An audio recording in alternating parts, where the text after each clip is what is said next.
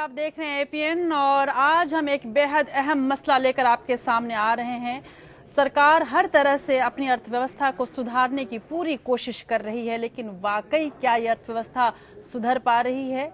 बहुत बड़ा सवाल है। और इसमें किसी और की गलती नहीं है, बल्कि कुछ ऐसी बड़ी कंपनियां हैं जो सीधे तौर पर हमारी अर्थव्यवस्था को बड़ा नुकसान पहुंचा रही हैं। सेबी के पास अब एक नया मामला है रिलायंस का, जिसके लिए सेबी ने नोटिस भी दिया है। 10 साल पहले का मसला और किस तरह से रिलायंस ने बड़ा धोखा दिया है भारतीय अर्थव्यवस्था को। और केवल रिलायंस इसमें अकेली नहीं है, तमाम अन्य बड़ी कंपनियां भी हैं जो गाहे बगाहे हमारे सामने आती रहती हैं, जिसका बहुत खुलकर मामला आपके सामने नहीं आता।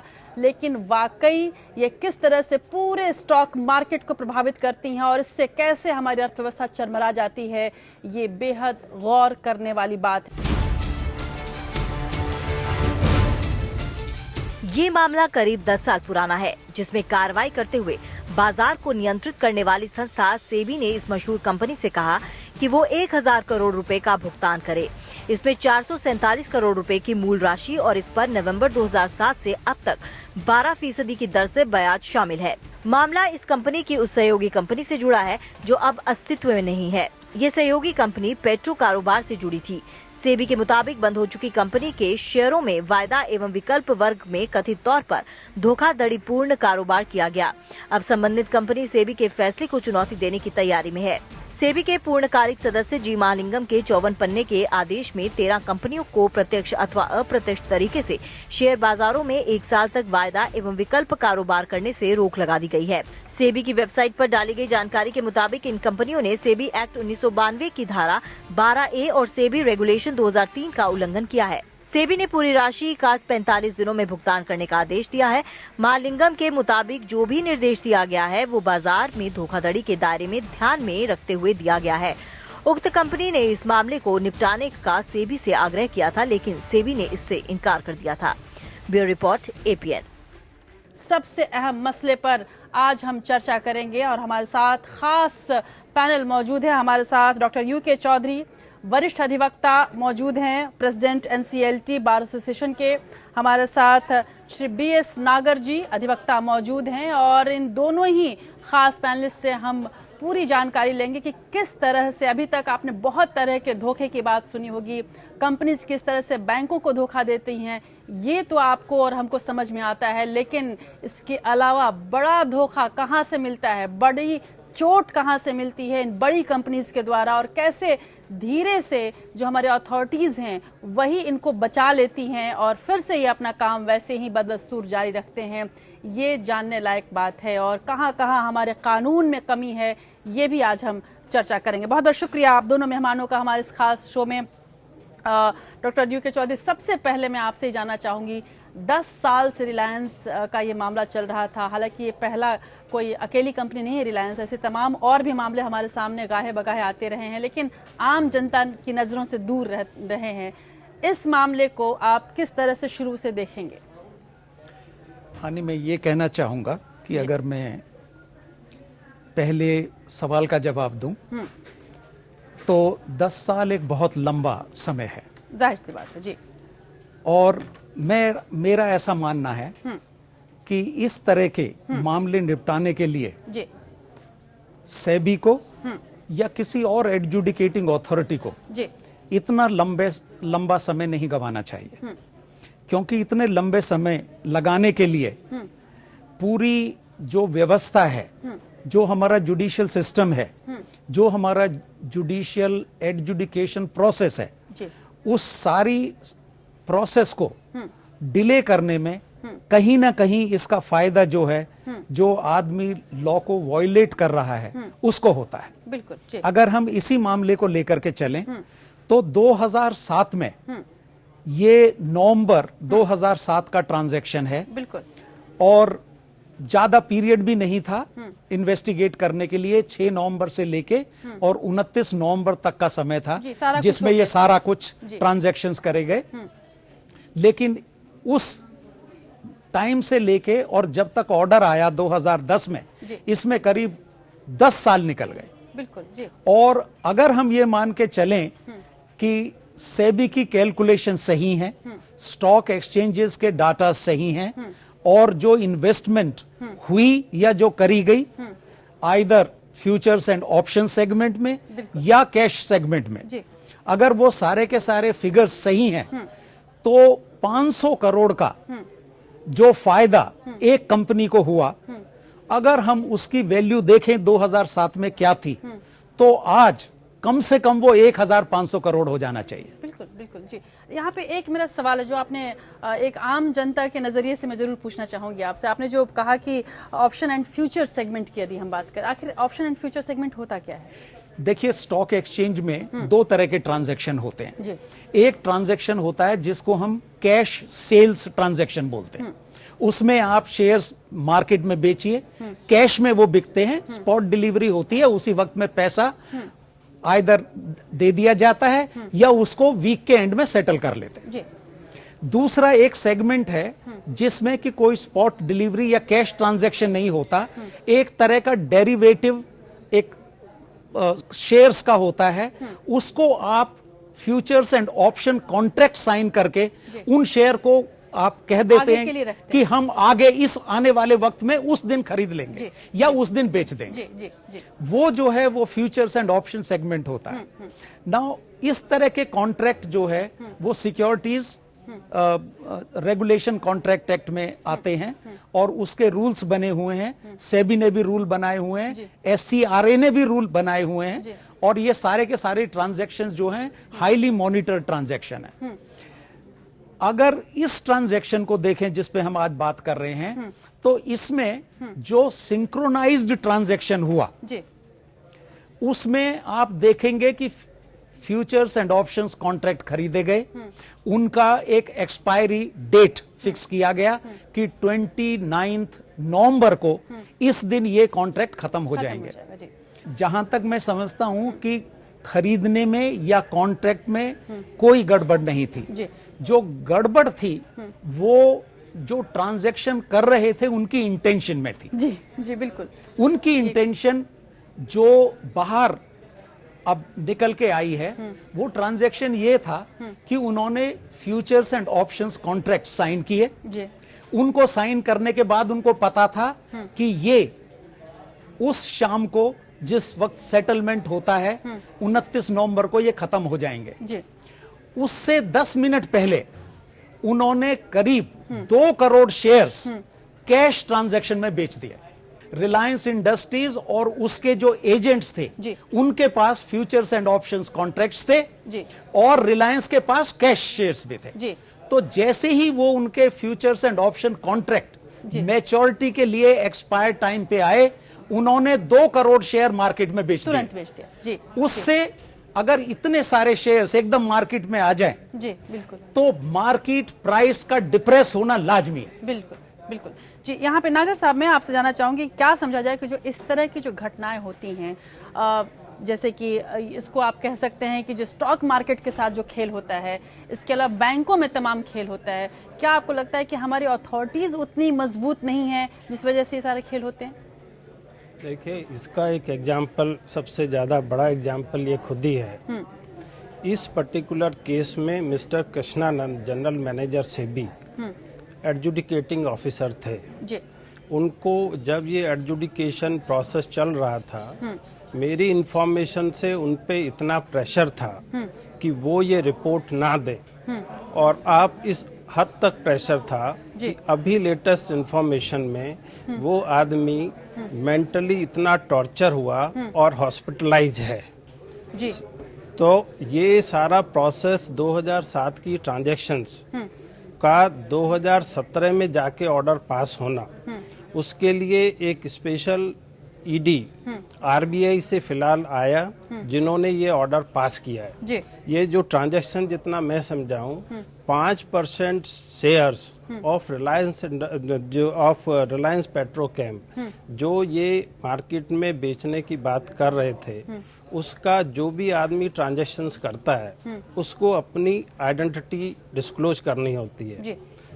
12 शेल कंपनियां जिनके पीछे रिलायंस इंडस्ट्रीज और मुकेश अंबानी ग्रुप था, वो 12 शेल कंपनियों के थ्रू ये ट्रांजैक्शन की गई, जबकि फ्यूचर ट्रांजैक्शंस में एक पार्टी के ऊपर एक लिमिट है कि वो शायद 10% से ज़्यादा शेयर एक पार्टी फ्यूचर ट्रांजैक्शंस की नहीं खरीद सकती, जबकि ये 12 कंपनियों ने 60-70% शेयर्स खरीद लिए बिना अपनी आइडेंटिटी डिस्क्लोज किए हुए।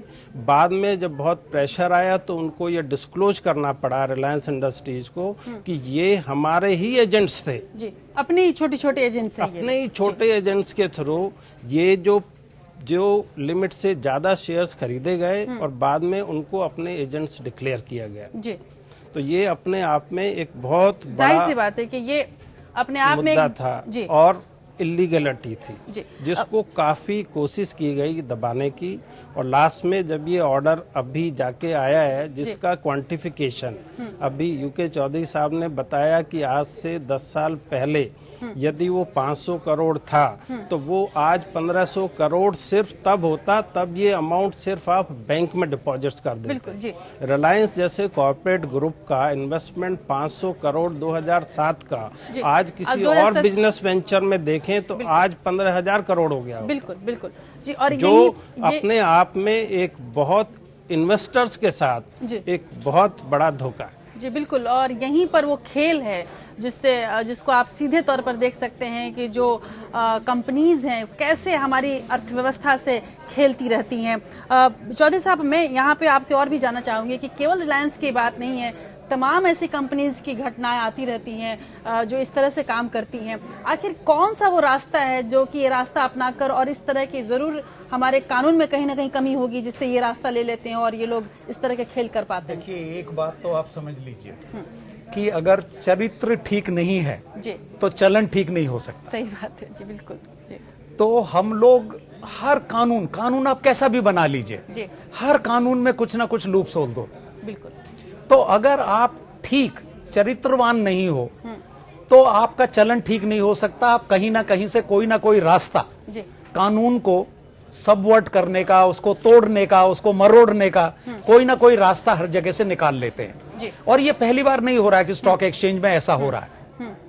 मेरा तो ऐसा मानना है कि पीरियोडिकली ऐसे ऐसे ट्रांजैक्शन कुछ बाहर आ जाते हैं, कुछ बाहर नहीं आ पाते हैं जी, तो बट ऐसे ट्रांजैक्शन होते रहते हैं स्टॉक मार्केट में। और मैं तो कभी कभी मजाक में कहता भी हूं कि ये इट्स ए लास वेगास। बिल्कुल। और तो हर कोई आदमी इसमें खेल रहा है। हाँ। बहुत सारे लोग हार रहे हैं, कुछ लोग जीत भी रहे हैं। जी, कौन सा वो रास्ता है, कौन सा लूपहोल है जिसकी वजह से ये लोग इस तरह के काम कर पा रहे हैं? देखिए, रास्ता तो ऐसा कोई था नहीं कि बनाया गया और कोई बना बनाया रास्ता था जिस पे वो चल निकले, बट जिसने भी ये प्लानिंग करी, जी, it was a brilliant idea. I can just say that it was a brilliant idea to subvert the rules and regulations कि कैसे प्राइस को और मार्केट को मैनिपुलेट किया जाए। हाँ, ये भी एक बड़ा सवाल है। मैं जानना चाहूंगी कि आखिर मार्केट और प्राइस को कैसे मैनिपुलेट। देखिए, आप ये समझिए कि जैसे मैंने कहा कि स्टॉक मार्केट में the money plays the dominant part.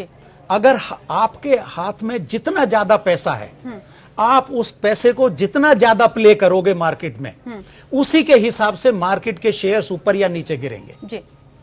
तो सबसे बड़ा जो अर्थव्यवस्था में स्टॉक एक्सचेंज की जो पैसे की जो खेल है, उस पैसे के खेल से आप जो है उसको मार्केट को मैनिपुलेट कर सकते हो या प्राइसेस को मैनिपुलेट कर सकते हो। और इसीलिए हमारे पास में रूल्स बने हुए हैं that there is a prohibition of manipulative, unfair and fraudulent trade practices।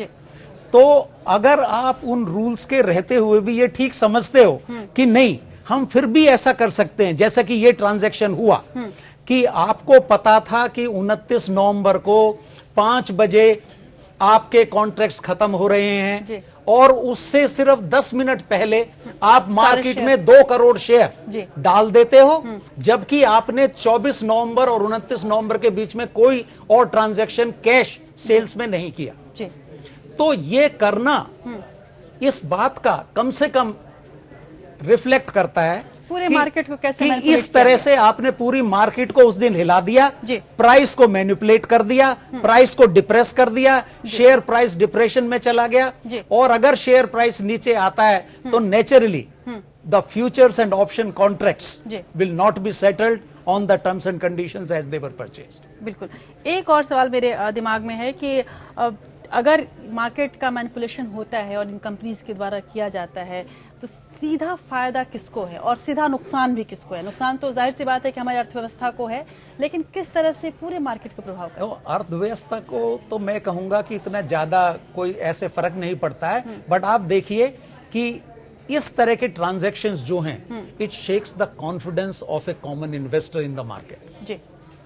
एक आम आदमी जो मार्केट में 500 रुपए 1000 रुपए लेके जाता है, अगर उसको यह पता चले कि मार्केट को इस तरह से मैनिपुलेट कर सकते हो या प्राइस को आप इस तरह से मैनिपुलेट कर सकते हो, तो there is a complete confidence loss in the market and the stock market.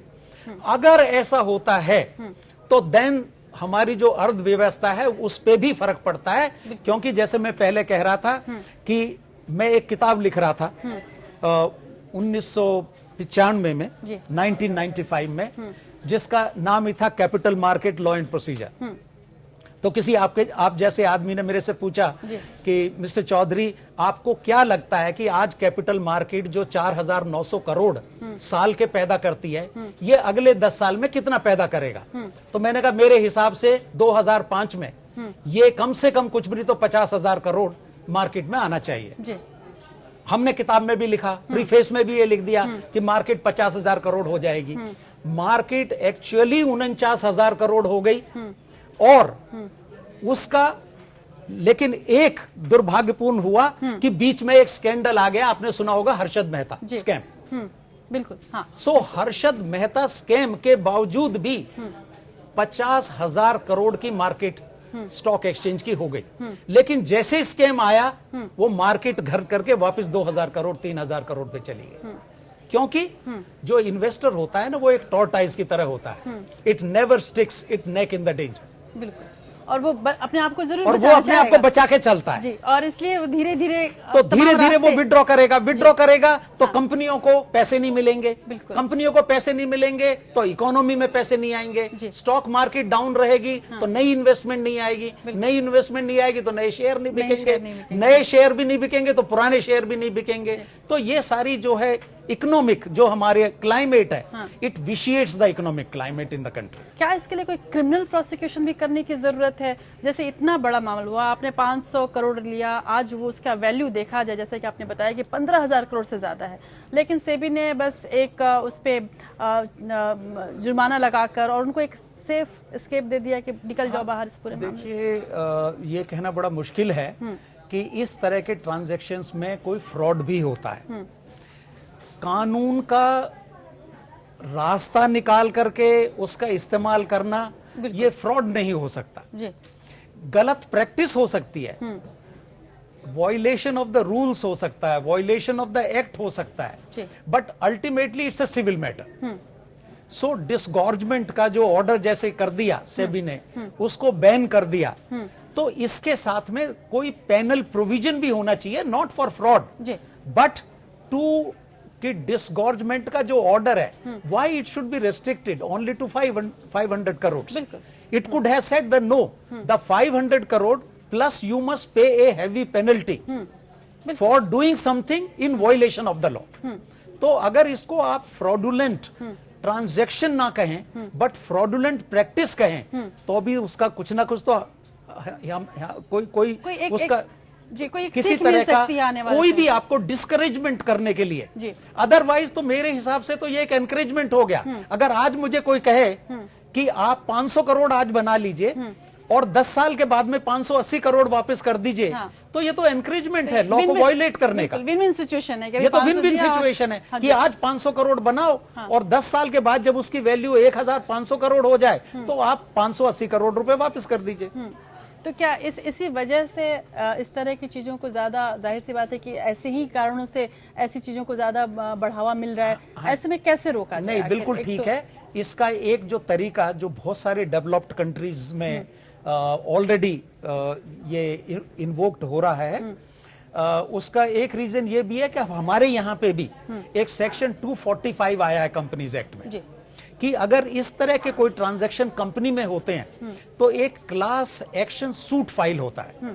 Now class action suit का मतलब ये नहीं होता कि आपने जितना पैसा निकाला है कंपनी में से उतना ही वापस करो जी, उसको मल्टीप्लाई करके जो पेनल्टी लग करके जो हर आदमी को मिलना चाहिए, जिस जिसको आपने नुकसान पहुंचाया है उस नुकसान की भी भरपाई होनी चाहिए जी। बिल्कुल। तो पूरे के पूरे विदेशों में, खास करके अमेरिका में और इंग्लैंड में और बहुत सारे यूरोपियन कंट्रीज में ये क्लास एक्शन एक बहुत पॉपुलर सूट है जी। आप हमेशा कभी ना कभी पढ़ते होंगे कि किसी कंपनी ने अगर कोई गलत काम कर दिया तो बहुत सारे उसके शेयर होल्डर मिलके, छोटे छोटे शेयर होल्डर भी जाके एक क्लास एक्शन सूट फाइल करते हैं और छोटी मोटी नहीं, वो डैमेजेस उसके मिलियंस एंड मिलियंस डॉलर्स में जाते हैं। तो अगर इस तरह का कंपनीज एक्ट के अलावा और भी किसी जो हमारे कानून है, जैसे सेबी एक्ट है, उसमें क्यों नहीं है कि SEBI can file a class action suit for and on behalf of the investors, कि आपने सेबी को नुकसान नहीं पहुंचाया, सेबी को कोई नुकसान नहीं हुआ इस ट्रांजैक्शन से, नुकसान हुआ मार्केट को, इन्वेस्टर्स को, और मार्केट में छोटे छोटे इन्वेस्टर्स बैठे हुए हैं।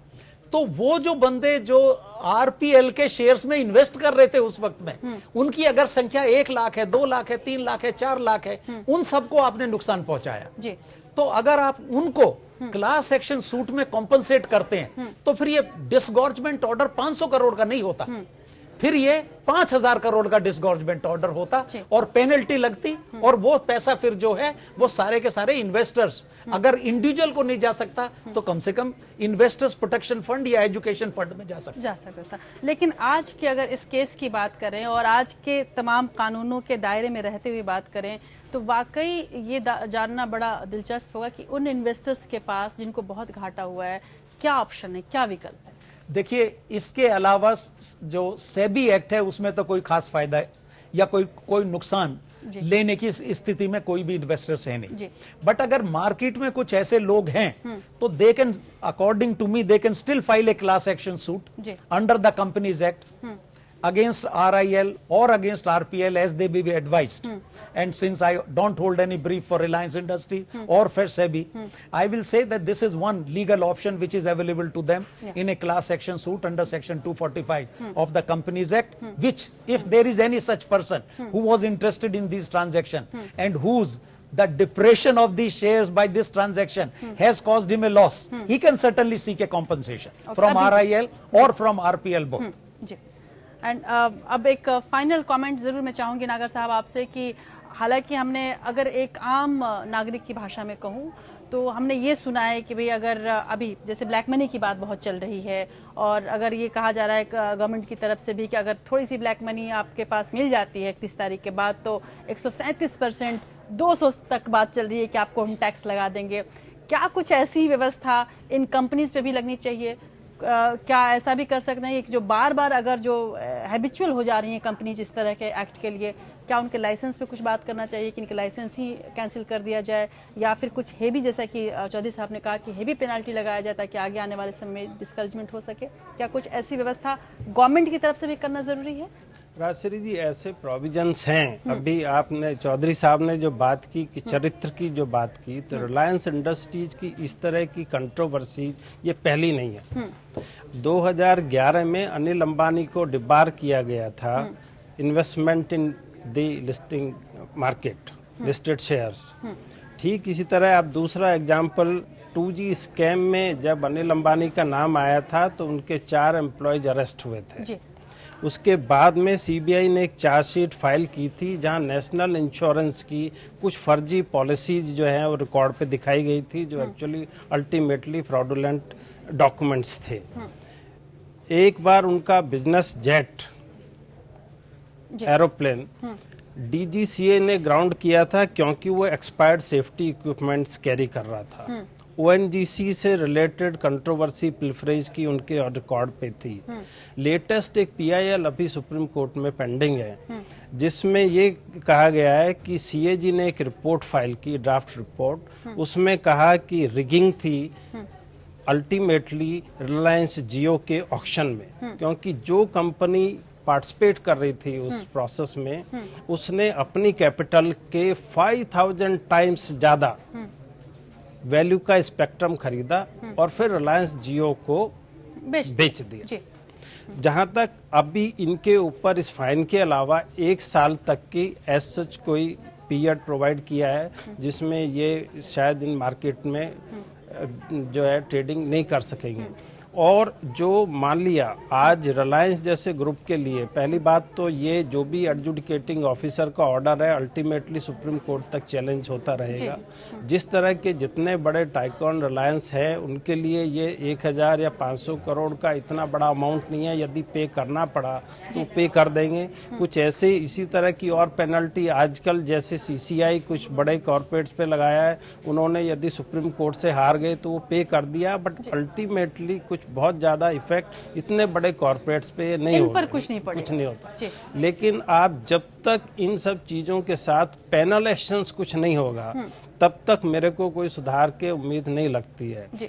और ये इम्प्लीमेंटेशन इस अभी 10 साल में हम यहाँ पहुंचे हैं, अभी सुप्रीम कोर्ट तक ये जब चैलेंज होके पहुंचेगा पता नहीं कितना होगा, उस टाइम इस 500 करोड़ की कीमत क्या होगी, बहुत ही नेग्लिजिबल होगी, उससे कुछ ज्यादा इफेक्ट होने वाला नहीं लगता है। अभी नई कंपनीज एक्ट में हम कुछ ऐसे प्रोविजंस हैं जहां कुछ स्ट्रिक्ट एक्शन नजर आते हैं, लेकिन मैं एग्जांपल देता हूं, पुराने कंपनीज एक्ट में कुछ प्रोविजंस थे, जैसे कोई आदमी किसी कंपनी के बारे में अपना व्यू बनाने के लिए बहुत सारे उसका ऑफिशियल रिकॉर्ड इंस्पेक्ट करता था। लेकिन यदि वो अपना रिकॉर्ड ROC में या जहां भी स्टैट्यूटरी डिपार्टमेंट में फाइलिंग करना होता था नहीं फाइल किया तो शायद उनके ऊपर पेनल्टी कुछ 100 रुपए होती थी, जिससे लोगों को टोटल ट्रांसपेरेंसी पता लगता नहीं था, पूरा रिकॉर्ड कहीं होता नहीं था। उस कंफ्यूजन में ऐसे आम इन्वेस्टर जो है वो इस तरह के लॉसेस सहते रहते हैं। जी। ऐसे में चौधरी साहब लीगल एक्टिविज्म की भी जरूरत है क्या? कुछ इस तरह के कोर्ट्स को ज्यादा एक्टिव होने की जरूरत है क्या? क्योंकि सेबी है, सेबी के बाद हम कोर्ट में आ जाएंगे, फिर यहाँ लड़ते रहेंगे, फिर मामला चलता रहेगा। हाँ, देखिए ये कोर्ट्स के ऊपर तो बहुत ज्यादा डिपेंड करता है। मैं आपको एक एग्जांपल दे देता हूं कि अगर आप इस तरह के एग्जांपल्स को इंडिया में इंप्लीमेंट करना शुरू कर दें तो शायद ये एकदम ऐसा मैनिपुलेशन रुक जाएगा। आप एनरॉन का एग्जांपल ले लीजिए। बिल्कुल। एक more than $100 billion company, it just went down the drain only because it committed a fraud in its balance sheet. Not only Enron's that it went down the drains, but even their auditors, the world's 4th largest accounting firm, also was liquidated in no time. बिल्कुल। तो इस तरह का जो ये class action suit का जो मामला है, या गवर्नमेंट को कुछ ऐसा एक्शन लेना जिससे कि पेनल्टी इतनी ज्यादा होनी चाहिए कि उसको ये लगे कि नहीं, अगर मैंने गलत काम किया तो मेरा जो एग्जिस्टेंस है वो ही खत्म हो जाएगा। जब तक इस तरह की थ्रेट आप नहीं दोगे तब तक ये इस तरह का मैनिपुलेशन और इस तरह का जो मेल प्रैक्टिसेस हैं या अनफेयर प्रैक्टिसेस हैं ये चलती रहेंगी। जी बिल्कुल। और बहुत बहुत शुक्रिया इस पूरी चर्चा के लिए। और जैसा कि हमारे पैनलिस्ट ने भी बताया कि जो इनसाइड ट्रेडिंग है, जिस तरह से स्टॉक मार्केट को नुकसान पहुंचाया जाता है, जिस तरह से मार्केट को नुकसान पहुंचाया जाता है, इन्वेस्टर्स को नुकसान पहुंचाया जाता है, उसके लिए बहुत ज़रूरी है कि हम कुछ कड़े कानून लेकर सबके सामने आएँ ताकि तमाम कंपनीज को इस बात की सीख मिल सके कि यदि उन्होंने ऐसा किया तो उनका अस्तित्व भी खत्म हो सकता है। लेकिन जब तक ऐसा नहीं होगा तब तक हमें ये तमाम जो घटनाएं हैं वो हमेशा देखने को मिलती रहेंगी और बड़ी कंपनियां छोटे मोटे रास्ते बना कर अपने आप को बचाती भी रहेंगी और फिर इससे अंततः हमारी अर्थव्यवस्था को, हमारे देश को, हमारे इन्वेस्टर्स को, हमारे मार्केट को नुकसान होता रहेगा। आप देख रहे थे APN स्पेशल और आगे खबरों का सिलसिला जारी है। धन्यवाद।